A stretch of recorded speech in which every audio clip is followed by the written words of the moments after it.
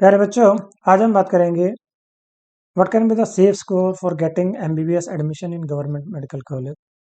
इसमें जो हम डिस्कस करेंगे वो स्टेट लेवल पे भी बात करेंगे और ऑल इंडिया लेवल पे भी बात करेंगे। तो हमारा एजेंडा क्या है वो हम देख लेते हैं। मैं साथ साथ एक चीज़ और भी बता देता हूँ। हमारी जो वेबसाइट है गेट एमबीबीएस एडमिशन, इस पे ज़्यादातर डिटेल हमने मेंशन की है और स्टेट वाइज भी हमने मेंशन की है कौन से स्टेट में लास्ट ईयर कितना कट ऑफ गया था, क्या एडमिशन प्रोसेस होता है, क्या ऑफिशियल वेबसाइट होती है। और उसके एंड में हमने एक फ्रीक्वेंटली आस्क क्वेश्चन भी डाले हैं। अगर गूगल पे आप सर्च करना चाहें तो कोई भी स्टेट जिसमें आपका इंटरेस्ट हो, जैसे आपका इंटरेस्ट है राजस्थान में, तो आप लिखेंगे राजस्थान एमबीबीएस एडमिशन 2021। जैसे आप खोलेंगे मोस्ट प्रोबेबली पहले या दूसरे नंबर पे हमारी साइट खुल जाएगी।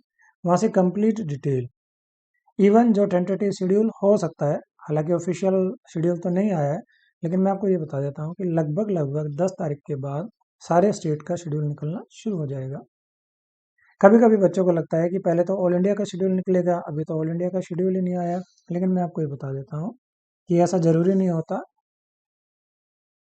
हालांकि ज़्यादातर चांसेस तो यही होते हैं कि शेड्यूल तो पहले ऑल इंडिया कोटा का निकलेगा, लेकिन कभी कभी क्योंकि स्टेट को भी पता है कि उनके पास सफिशिएंट टाइम है, तो वो क्या करेंगे, अपना फॉर्म एटलीस्ट रिलीज कर देंगे ताकि उनका जो प्रोसेस है उसको वो इजीली अपना कंप्लीट कर सके। क्योंकि ज़्यादातर स्टेट में, ज़्यादातर क्या, 90% केस में क्या होगा, जो स्टेट की जो काउंसलिंग होती है उसमें डॉक्यूमेंट वेरिफिकेशन का प्रोसेस पहले होता है। तो स्टेट क्या करेंगे, अपना एप्लीकेशन फॉर्म निकाल देंगे, बच्चों से रजिस्ट्रेशन करा लेंगे। जो बच्चे सक्सेसफुली रजिस्ट्रेशन कर लेंगे उसके बाद वो अपना डॉक्यूमेंट वेरिफिकेशन का शेड्यूल रिलीज कर देंगे, उसके बाद बच्चों को बुलाएंगे। कुछ स्टेट ऐसे होते हैं जैसे यूपी, वहाँ बोलते हैं कि जब आप काउंसलिंग में आएंगे तो आपको 2 लाख रुपए का डीडी लेके आना, अगर आपका इंटरेस्ट है प्राइवेट मेडिकल कॉलेज में। अगर आप सिर्फ और सिर्फ गवर्नमेंट मेडिकल कॉलेज में जाना चाहते हैं तो वो आपको 30,000 का डीडी लेके जाना पड़ेगा। बीडीएस के लिए 1 लाख की फीस होती है यूपी के प्राइवेट कॉलेज के लिए, और एमबीबीएस के लिए 2 लाख की फीस होती है। इसके अलावा ज़्यादातर स्टेट में आपको ओरिजिनल डॉक्यूमेंट लेके जाने पड़ेंगे, फिजिकली आपको प्रेजेंट रहना पड़ेगा। जो बच्चे एनआरआई कोटा में एडमिशन लेके जाना चाहते हैं उनको अपने सारे डॉक्यूमेंट लेके जाने पड़ेंगे। डॉक्यूमेंट प्रॉपरली आपको चेक कर लेने चाहिए, जो रिक्वायर्ड फॉर्मेट है उसी में आपके डॉक्यूमेंट हों, जो करंट सेशन के रिक्वायर जो डॉक्यूमेंट है वही आपके पास हों। कभी कभी कुछ कैटेगरी में जो अपडेटेड आपको सर्टिफिकेट चाहिए होते हैं, या खासकर जो एनआरआई वाले बच्चे होते हैं उनको जो प्रॉपर फॉर्मेट में होना चाहिए। क्योंकि देखो, मैं आपको बताता हूँ कि जब भी आप डॉक्यूमेंट वेरिफिकेशन के लिए जाते हैं, अगर किसी भी कारण से कोई भी डेफिशिएंसी आपके डॉक्यूमेंट में है तो उस दिन आप काउंसलिंग या आपके डॉक्यूमेंट वेरीफाई नहीं होते हैं और नेक्स्ट डे आपका शेड्यूल उसके लिए नहीं मिलता है, तो ऐसे में चांसेस ये हो सकते हैं कि पहले राउंड से आप एग्जिट हो जाएं, बाहर हो जाएं। और अगर वो गलती से ऐसा हो जाता है तो फिर आपको अच्छे कॉलेज में एडमिशन मिलने के चांसेस कम हो जाते हैं। तो सबसे पहले हम डिस्कस करेंगे आज का हमारा एजेंडा क्या है। इसमें हम ये डिस्कस करेंगे, एनालाइज करेंगे 2020 को और 21 को कंपेयर करेंगे। फिर ऑल इंडिया का कट ऑफ क्या हो सकती है, क्या स्कोर हो सकता है सेफ, इसी तरीके से स्टेट में, फिर उसकी strategy, bond, fees, bank guarantee, और इसके लिए जो ऑफिशियल वेबसाइट्स कौन सी रहेगी ऑल इंडिया के लिए और स्टेट के लिए, ये हम डिस्कस करने वाले हैं। सबसे पहले चीज़ों को समझना जरूरी है। अगर आप अच्छे से काउंसलिंग करना चाहते हैं, अगर अच्छा कॉलेज आप फर्स्ट काउंसलिंग से ही लेना चाहते हैं, तो चीज़ों को आपने समझना है। आपने ये देखना है कि 2020 में कितने बच्चे क्वालिफाई हुए, इस बार कितने बच्चे क्वालिफाई हुए। तो लगभग 1 लाख का अंतर इसमें आया है। कैटेगरी वाइज भी डेफिनेटली है कि उसमें अंतर आया होगा। ओबीसी में काफ़ी बच्चे बढ़े हैं, पिछली बार 3,59,000 बच्चे थे, 359। इस बार 396, 3,96। एससी में भी काफ़ी बच्चे बढ़े हैं, लगभग लगभग 15 से 16,000।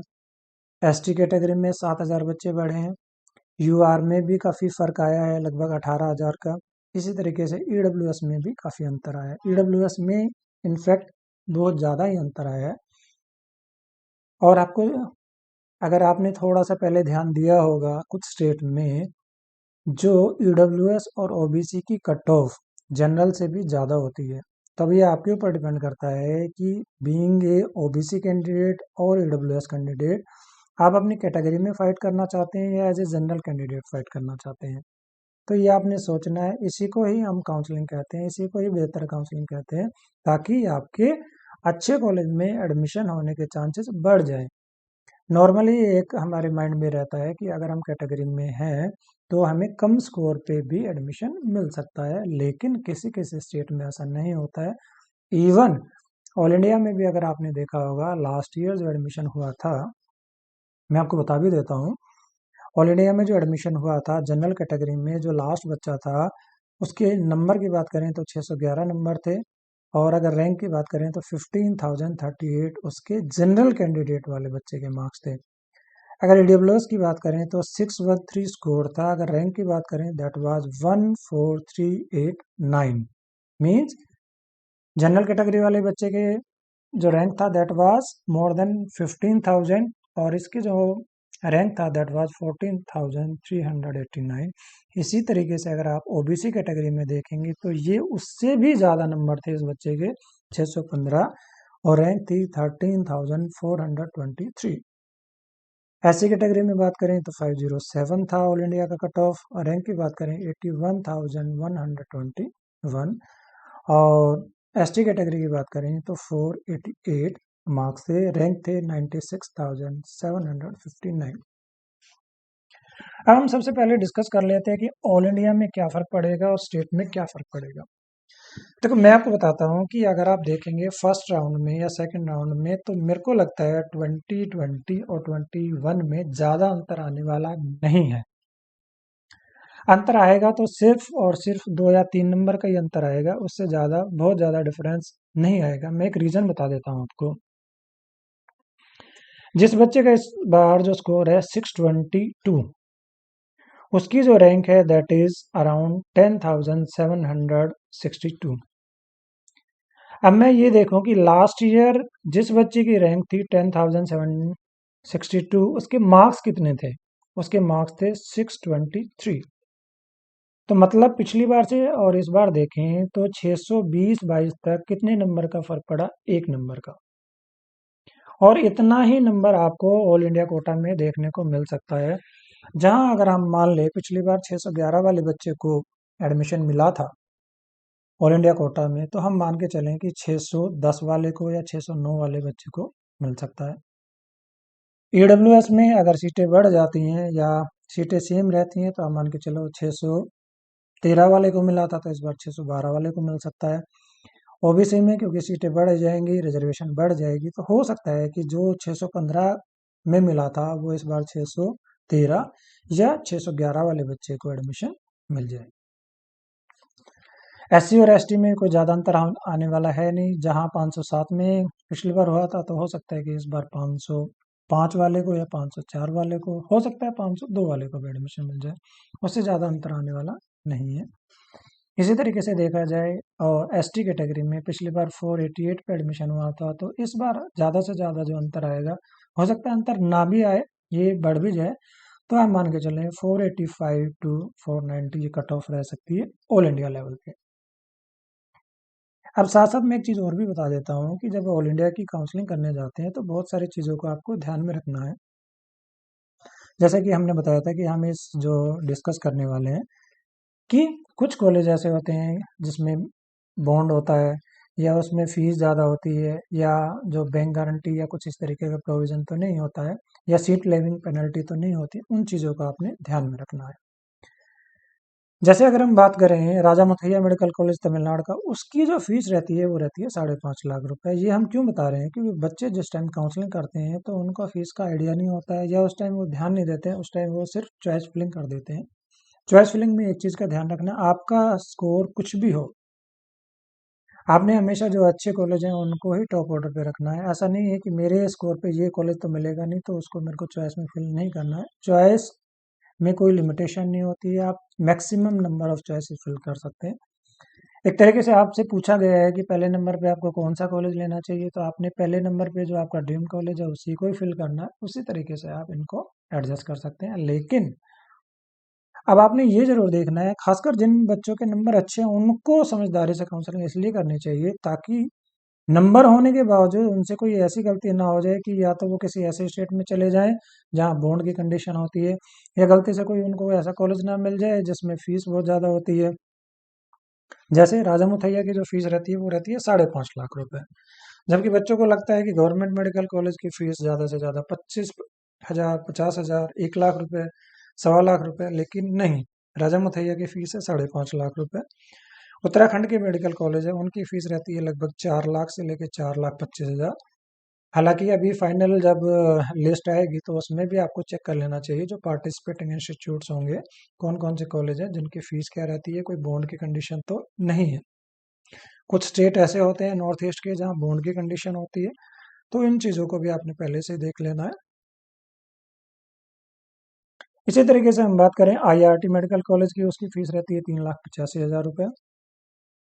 MGM वर्धा की बात करें तो उसकी फीस रहती है 1,60,000 रुपये। तो जब चॉइस फिल करें तो इन चीज़ों को जरूर ध्यान में रखें। इसी तरीके से हरियाणा के जो कॉलेज हैं उनका भी एक बार फाइनली आपको चेक करना पड़ेगा, क्योंकि जो स्टेट के बच्चे हैं गवर्नमेंट कॉलेज के लिए वो देते हैं 10 लाख रुपए। तो आपको ये देखना है कि ऑल इंडिया से अगर आप जाते हैं तो आपको 10 लाख की फीस देनी है या कम देनी है। पिछली बार चीज़ें क्योंकि अपडेटेड नहीं थी वेबसाइट पे भी, लेकिन इस बार आपको अपडेटेड चीज़ें वहाँ दिखेंगी। अब हम बात कर लेते हैं स्टेट वाइज की क्या क्या स्कोर पे हमें एडमिशन मिलने के चांसेस रहेंगे।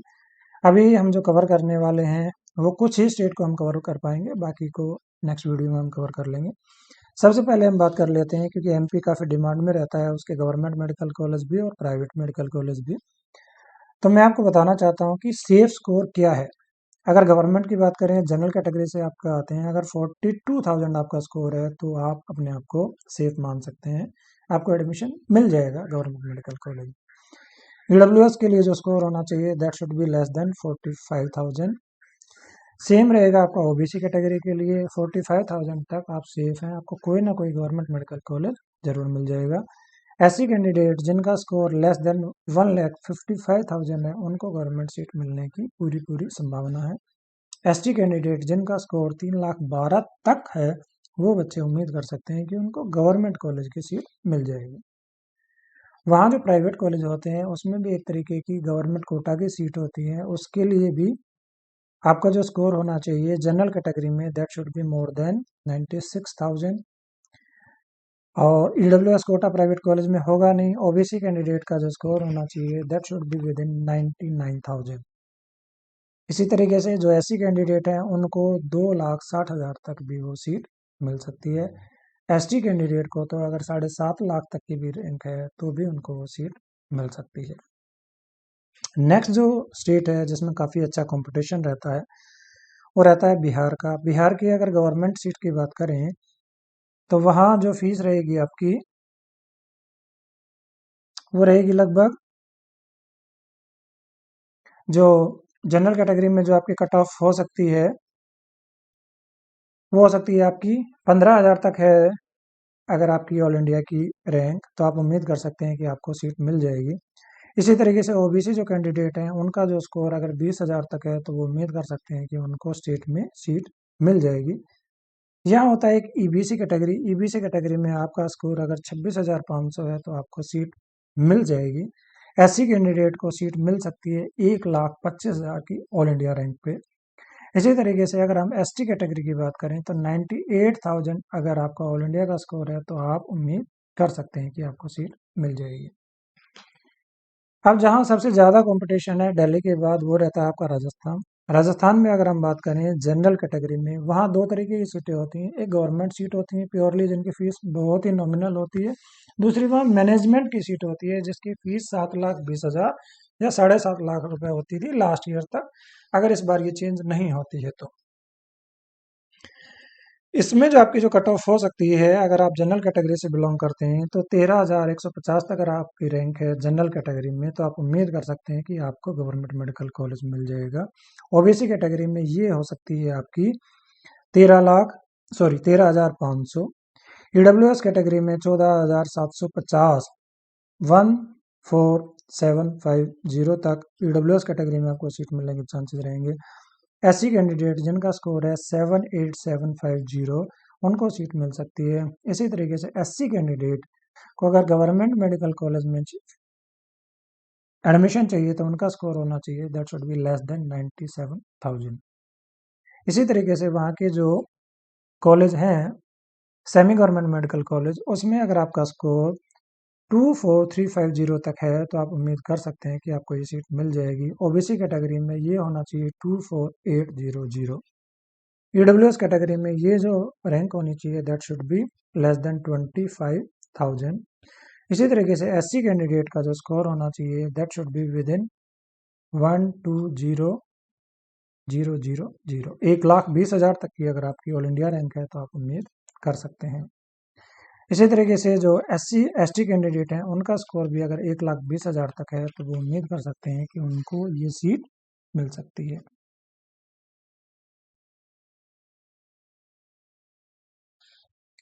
अब हम बात कर लेते हैं हरियाणा की। हरियाणा में अगर आप जनरल कैटेगरी से बिलोंग करते हैं तो आपका जो स्कोर होना चाहिए that should be less than 19,500 और ज़्यादा से ज़्यादा ये हो सकता है 19,700।